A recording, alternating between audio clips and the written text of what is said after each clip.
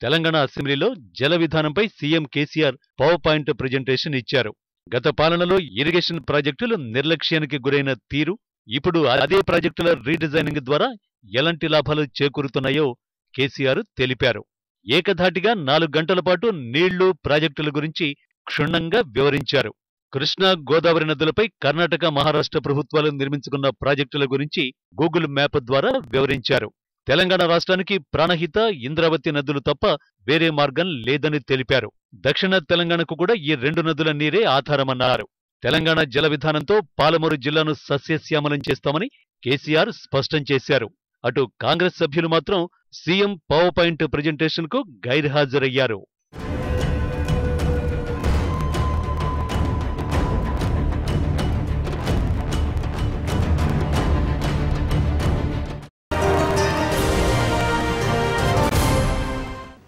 కేసీఆర్ ఇవాళ అసెంబ్లీలో ఇచ్చిన డీటెయిల్ ప్రజెంటేషను నిజంగా చర్చించాలంటే మనకు కూడా గంటలు పడుతుంది.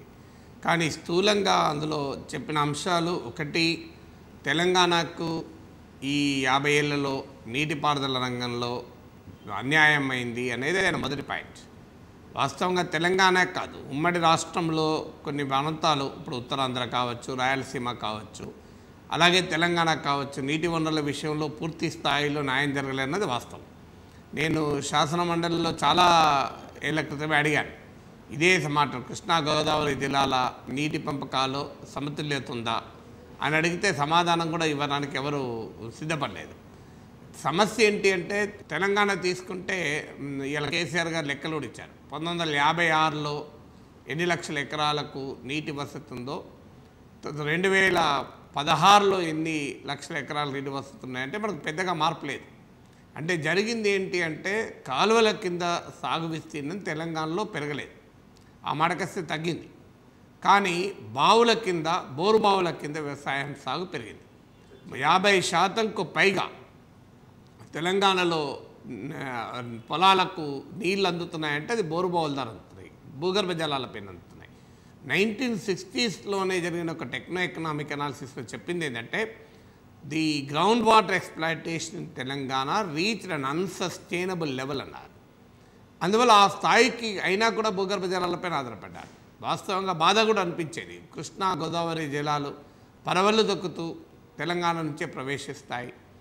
తెలంగాణ ఉద్యమానికి కూడా ఈ సమస్య మూలమైన అంశంగా వచ్చింది.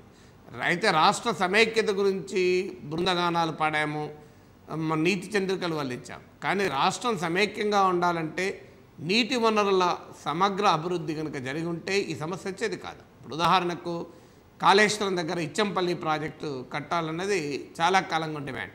ఇచ్చంపల్లి ప్రాజెక్టు పూర్తి కాదు, అసలు మొదలు కూడా కాలేదు. ఇచ్చంపల్లి ప్రాజెక్టు కనుక పూర్తి అయ్యి ఉంటే అసలు తెలంగాణ ఉద్యమం వచ్చేది కాదు, ఉమ్మడి రాష్ట్రం అలాగే ఉండేది అనుకుంటాను బహుశా. ఎందుకంటే గోదావరి నదిలో పుష్కలంగా నీళ్లున్నాయి. గోదావరి నదిలో మనకు కాళేశ్వరం దిగువన ప్రాణహిత, ఇంద్రావతి కలిసిన తర్వాత పుష్కలంగా నీరుంటుంది. ఆ తర్వాత భద్రాచలం దగ్గర శబరి నది కలిశాక నీటి ప్రవాహం గణనీయంగా పెరుగుతుంది. ఇవాళ లెక్కలతో సహా కేసీఆర్ గారు చెప్పారు, మీకు కాళేశ్వరం దగ్గర నీళ్ళు ఎన్ని ఉన్నాయి, అలాగే పోలవరం దగ్గర నీళ్ళు ఎన్ని ఉన్నాయని చెప్పారు. నిజమది, పుష్కలంగా గోదావరిలో ఈ ప్రాంతాల్లో నీళ్ళు ఉంటాయి. కానీ వాటిని సమగ్రంగా, సక్రమంగా వాడుకోవడంలో విఫలమయ్యాం. దీనివల్ల ఈ నీటి రంగంలో ఉండే అసమ పంపిణీ తెలంగాణ ఉద్యమానికి, ఆ చివరకు ఉమ్మడి రాష్ట్ర విభజనకు కారణమైంది. అందువల్ల ఈ నీటి వనరుల పంపకం ఎలా చేయాలి, ముఖ్యంగా గోదావరి జలాలను ఎలా వాడుకోవాలి, దానిపైన చాలా వివరంగా ఇచ్చాడు.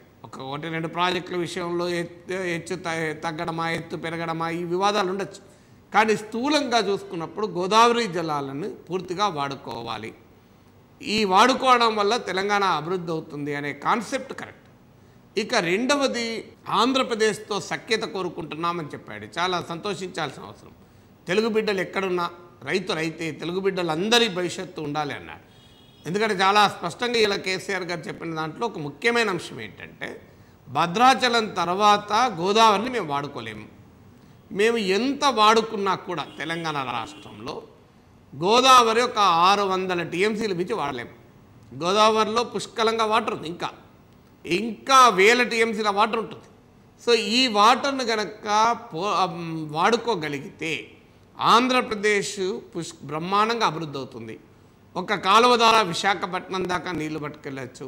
మరో కాలువ ద్వారా నాయుడుపేట తడ వరకు కూడా నీళ్లు పట్టుకపోవచ్చు. నేను చంద్రబాబు నాయుడు కూడా చెప్పాను. చంద్రబాబు నాయుడు కూడా దీనిపైన సర్వేకి ఆదేశించని తెలుస్తోందని కూడా చెప్పాను. ఆంధ్రప్రదేశ్తో కూడా మహారాష్ట్రతో కుదుర్చుకున్నటువంటి ఒప్పందాన్ని కుదుర్చుకుంటామన్నాడు. ఇది చాలా ఆహ్వానించదగింది. ఎందుకంటే కేసీఆర్ గారి భాషలో చెప్పాలంటే ఈ చీటికి మడికి కిరికిరి పెట్టుకుంటే వెళ్ళిపోయేది లేదు. రెండు తెలుగు రాష్ట్రాలు టైం వృధా చేసుకోవడం తప్ప ఏమీ లేదు.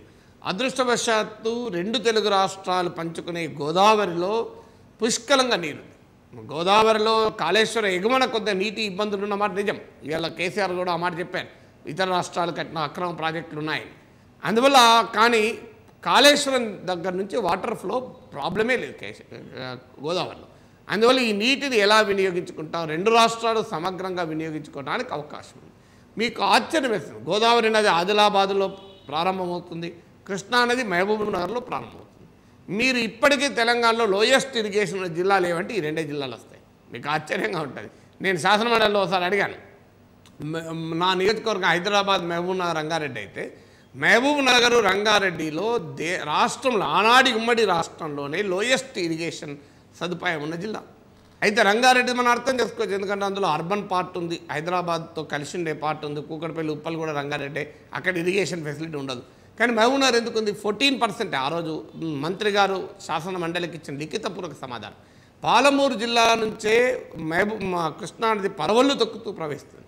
మీకు ఈనాటికి కూడా మహబూబ్ నగర్ జిల్లాలో జూరాల, రాజోలిబండ ఈ రెండు ప్రాజెక్టుల కింద వాటరు ఎంత ఉండాలో అంత ఈనాటికి ఏనాడు వాడలే, ఇప్పటికి కూడా వాడలే.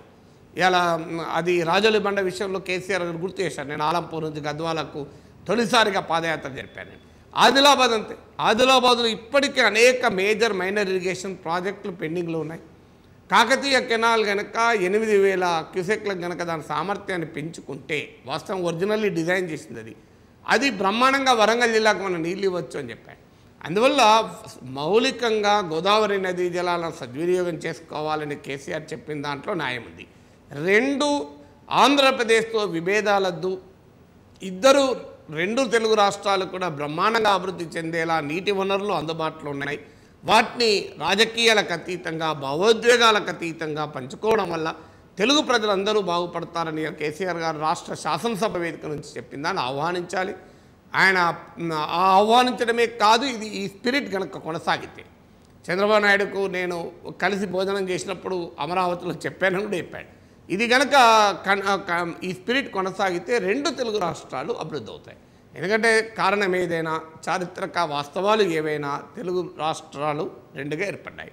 రెండు రాష్ట్రాలకు ఏర్పడిన తర్వాత తెలుగు బిడ్డల ఉమ్మడి భవిష్యత్తు కోసం ప్రతి తెలుగువాడు పోరాడాల్సిన, కృషి చేయాల్సిన అవసరం సందర్భం ఎదురైంది, సహకరించుకోవాల్సిన అవసరం ఎదురైంది. అలాగే కృష్ణానదీ జిల్లాలు ఉన్నాయి. కృష్ణానదీ జిల్లాల్లో ప్రాబ్లం ఏంటంటే వాటర్ తక్కువ, ప్రాజెక్టులు ఎక్కువ. గోదావరిలో ప్రాజెక్టులు తక్కువ, వాటర్ ఎక్కువ. కృష్ణానదిలో కొంత మనకు విభేదాలు వచ్చడానికి అవకాశం ఉంది. దాన్ని మనం పరిష్కరించుకోవడానికి గోదావరి జలాల్ని, కృష్ణా జలాన్ని సద్వినియోగం చేసుకోగలిగితే అది ఖచ్చితంగా బెనిఫిట్ అవుతుంది. ఇక మూడవది చెప్పాడు, చెరువులు పూర్తిగా విధ్వంసమయ్యాయి. అయితే తెలంగాణలో విధ్వంసమయ్యాయి, ఉమ్మడి రాష్ట్రంలో అన్నారు కేసీఆర్ గారు.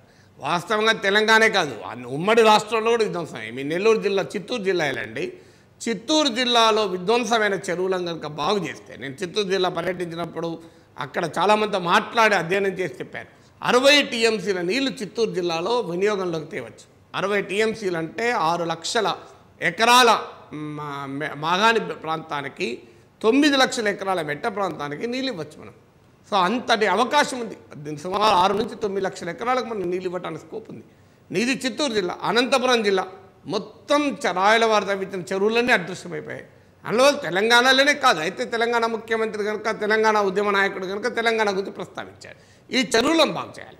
అయితే ఈ చెరువులను బాగు చేయడానికి మిషన్ కాకతీయ కార్యక్రమం చేపట్టారు. కానీ ఇక్కడ కూడా కేసీఆర్ ప్రభుత్వానికి కూడా సూచన ఏంటంటే, నేను ఈ మధ్య మహబూబ్ నగర్ జిల్లా మిడ్జల్ మండలంలో మననూరు గ్రామానికి వెళ్ళాను. అక్కడ చెరువు 20 లక్షలు పెట్టి మిషన్ కాకతీయ కింద బాగు చేశారు. కానీ వర్షాలు లేవు, నీళ్ళు లేవు, చెరువు నిండలే. బాగా తవ్వి పెట్టిన కానీ నీళ్ళు లేవు. పక్కనే దుందుబి వాగుంది. ఈ దుందుబి వాగులో ఇసుక తీయడం వల్ల ఆ మన్ననూరు గ్రామంలో 300 బోరుబావులుంటే 250 ఎండిపోయాయి. అక్కడ సామాన్య ప్రజలు చెప్తున్నారు, సార్ మాకు ఈ మిషన్ కాక కింద చెరువు తవ్వుడు కన్నా ఆ దుందిబి వాగులో ఇసుక తవ్వన అవక్రమైన కనుక ఆపి ఉంటే మా బోర్లు ఎండిపోకపో సార్. ఇప్పుడు వర్షం ఎప్పుడు పడుతుంది, అది ఎప్పుడు చెరువు నిండుతుంది, అప్పటిదాకా మా బతికేంటి అని వాళ్ళు అడుగుతున్నారు. అందువల్ల ఇవాళ చెరువులు తవ్వడం మనం ఆహ్వానించాలి. కానీ చెరువు తవ్వితే వర్షం పడి నీళ్ళు వచ్చినప్పుడు కదా. సమస్య ఎక్కడ వస్తుందంటే చెరువులు మనం తవ్వుతాం, లోతు చేస్తాం, కానీ చెరువులకు ఉండే వాటర్ ఫ్లో అంతా రకరకాల ప్లేస్ నుంచి రావాలి. ఆ వాటర్ ఫ్లో మొత్తం ఆగిపోయింది. ఎక్కడికక్కడికి అక్రమ నిర్మాణాలు ఉన్నాయి, ఎక్కడికక్కడికి మనం అడ్డుకట్టలాగా తయారైనాం. ఇవి కాక వాగులల్లో చెరువులలోకి వెళ్ళి ఇష్టం వచ్చినట్టుగా ఇసుక మైనింగ్ చేస్తున్నాం. ఇలా మీరు చెన్నూరు దగ్గర గోదావరి నదిలో చూడండి, అర్జున్గుట్ట ఈ ప్రాంతంలో ఎంత దుర్మార్గంగా అక్రమ మైనింగ్ జరుగుతుందో చూడండి మీరు. సో అడ్డగోలుగా అక్రమ మైనింగ్ జరుగుతుంది. సో దీన్ని ఆపగలిగేవాడే లేడు. శాసన మండలి అప్పుడు ఒక మంత్రి గారే దీనికి నాయకత్వం వహిస్తున్నాడని తెలిసిందండి. హైదరాబాద్ నుంచి ఓ మంత్రి తన పతారు ఉపయోగించి ఇన్ఫ్లుయెన్స్ ఉపయోగించి చెన్నూరులో కూడా అక్రమ మైనింగ్ చేయించాడు. అందువల్ల ఈ ఇసుక అక్రమ మైనింగ్ కనుక ఆపగలిగితే నిజంగా తెలంగాణలో ఈ జలయజ్ఞంకి ఉపయోగం ఉంటుంది. సో అందువల్ల కేసీఆర్ గారు చెప్పిన దాంట్లో ఒక్కొక్క ప్రాజెక్ట్ విషయంలో ఎవరికైనా భిన్నాభిప్రాయాలు ఉండొచ్చు. ప్రతిపక్షాలు కూడా అనవసరంగా దీన్ని ఒక రాజకీయ రగడ చేయడం కన్నా నిర్దిష్టంగా ఇంకో ఈ ప్రాజెక్టు ఇలా డిజైన్ కాక ఇలా డిజైన్ చేస్తే ఉపయోగం అని let there be a debate. సమస్య అవుతుంది. కేసీఆర్ గారు పవర్ పాయింట్లు పవర్ఫుల్గా చెప్తున్నాడు, ప్రతిపక్షాలు పవర్ఫుల్గా విమర్శిస్తున్నారు. కానీ నిర్దిష్టంగా ఇంకో ఆల్టర్నేట్ ప్లాన్ ఇప్పుడు 2 గంటలు 3 గంటలు సుమారు కేసీఆర్ గారు చెప్పారు. నేను అడిగేది అంటే ఏ ప్రతిపక్ష నాయకులు మీరు కూడా అధ్యయనం చేయండి, చేసి ఇంకో కేసీఆర్ చెప్పింది ఇట్లా తప్పు, ఇంకో దీనికి ప్రత్యామ్నాయంగా ఇట్లా చేయండి. మీరు 3 గంటలు మీరు ఎక్కడైనా పెద్ద రవీంద్ర భారతిలో మీటింగ్ పెట్టుకొని పవర్ పాయింట్ ప్రజెంటేషన్ ఇవ్వండి. మాలాంటి టీవీ ఛానళ్ళు పత్రికలు మేము కూడా కవర్ చేస్తాం. సో అందువల్ల మనం వట్టిగా రాజకీయ రగడ కాదు. ఈచ్ ప్రాజెక్ట్ స్థూలంగా అధికార ప్రతిపక్షాలు ఒప్పుకునేది తెలంగాణలో నీటి వనరుల సామర్థ్యం తక్కువ ఉంది, ఉపయోగించుకోవాలి, అవకాశాలు ఉన్నాయి. ఇక అవకాశాలు ఉన్నప్పుడు దీన్ని ఎలా అవకాశాలను సద్వినియోగం చేసుకోవాలనే దాని అంశంలో డిఫరెన్సెస్ ఆఫ్ ఒపీనియన్ ఉంటే ఉండొచ్చు. ఇది బాగుంటుంది, లేదా ఇక్కడ నుంచి నీళ్ళు తెస్తే బాగుంటుంది, ఇంకో ఈ రూట్లో తెస్తే బాగుంటుంది, ఇంకో ఈ ప్రాజెక్ట్కి ఇంత హైట్ కడితే బాగుంటుంది, అంత హైట్ కడితే బాగుంటుంది. కానీ మహారాష్ట్రలో ఒప్పుకుంటలేడు. దాని కొరకు మొత్తానికే ప్రాజెక్ట్ కట్టకపోవడం కన్నా 4 ఫీట్లు తగ్గించి కట్టుకుంటే బాగుంటుంది, లేదు మహారాష్ట్రతో ఎట్లయినా పోరాడి ఇంకా అంతే హైట్ కట్టుకోవాలి. ఇట్లాంటి విషయంలో సెటిల్మెంట్ ప్రతిపక్షాలు ప్రభుత్వం అంగీకారం రావచ్చు. అందువల్ల స్థూలంగా తెలంగాణ నీటి వనరుల అభివృద్ధి అవసరము, తెలంగాణ అభివృద్ధికి ఇది కీలకము, అవకాశాలు ఉన్నాయి, తక్షణం చేపట్టాలి. ఇక ఎలా చేపట్టాలని devil lies in the detail అంటారు. సో ఆ ఎగ్జాక్ట్ వివరాలు రాజకీయంగా శాసనసభ వేదిక పైన ప్రతిపక్షాలు అధికార పక్షం సమగ్రంగా చర్చించవచ్చు.